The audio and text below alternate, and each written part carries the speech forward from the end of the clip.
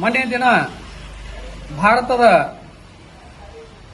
ಏನು ನಮ್ಮ ಸೈನ್ಯ ಪಾಕಿಸ್ತಾನದ ಒಳಗೆ ನುಗ್ಗಿ ಸುಮಾರು 9 ಸ್ಥಾನಗಳಲ್ಲಿ ಏರ್ ಸ್ಟ್ರೈಕ್ ಅನ್ನು ಮಾಡಿರ್ತಕ್ಕಂಥದ್ದು.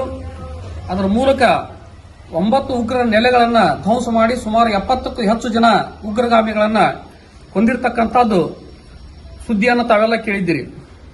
ದಿನಾಂಕ 22ರಂದು ಅಮಾಯಕರಾಗಿರ್ತಕ್ಕಂಥ ಪ್ರವಾಸಿಗರ ಮೇಲೆ ದಾಳಿಯನ್ನು ಮಾಡಿ ಅವರ ಹೆಸರನ್ನು ಕೇಳೋದ್ರ ಜೊತೆಗೆ ಅವರ ಧರ್ಮವನ್ನು ಕೂಡ ಕೇಳಿ ಅವರಿಗೆ ಪಠಾಣದ ಕೆಲವು ಅಂಶಗಳನ್ನು ಬಾಯ್ಪಾಟ್ ಕೇಳಿ ಅದನ್ನು ಹೇಳದೇ ಇರತಕ್ಕಂಥ ವ್ಯಕ್ತಿಗಳಿಗೆ ಯಾರು ಮುಸ್ಲಿಮರಲ್ಲೋ ಅವ್ರನ್ನ ನಿರ್ದಾಕ್ಷಿಣ್ಯವಾಗಿ ಗುಂಡನಿಟ್ಟು ಕೊಂದಿರತಕ್ಕಂಥದ್ದು ನಮ್ಮೆಲ್ಲರೂ ಕೂಡ ತಿಳಿದಿರತಕ್ಕಂಥ ಸಂಗತಿ.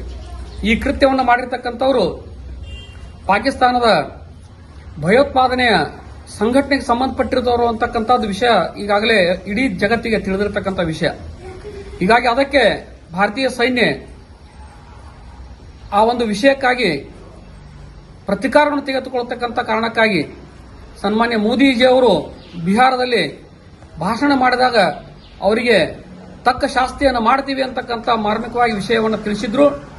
ಆ ಪ್ರಕಾರ ಭಾರತೀಯ ಜನತಾ ಪಾರ್ಟಿಯ ಹಾಗೂ ಎನ್ಡಿಎ ಕೇಂದ್ರ ಸರ್ಕಾರ ನಿನ್ನೆ ಮೊನ್ನೆ ಆ ಒಂದು ಕ್ರಮವನ್ನು ಕೈಗೊಂಡಿದೆ.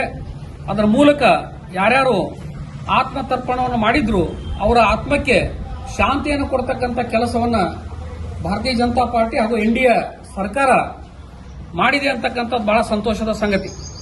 ಅದೇ ರೀತಿ ನಮ್ಮ ಸೈನ್ಯ ಬಹಳ ಶಕ್ತಿಶಾಲಿಯಾಗಿರ್ತಕ್ಕಂಥ ಸೈನ್ಯ ಅಂತಕ್ಕಂಥದ್ದನ್ನ ಇಡೀ ಜಗತ್ತಿಗೆ ತೋರ್ಪಡಿಸಿರ್ತಕ್ಕಂಥದ್ದು ಕೂಡ ಅತ್ಯಂತ ಮಹತ್ವದ ವಿಷಯ.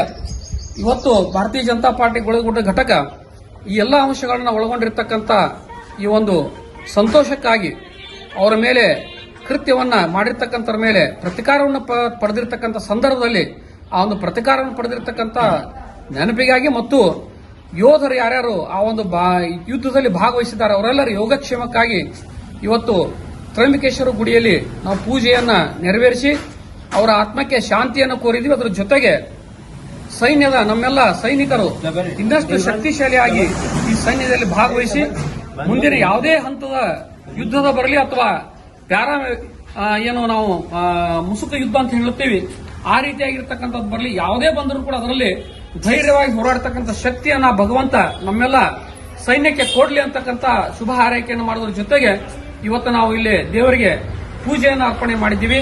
ನಮಸ್ಕಾರ. ಜೈ ಹಿಂದ್, ಜೈ ಕರ್ನಾಟಕ.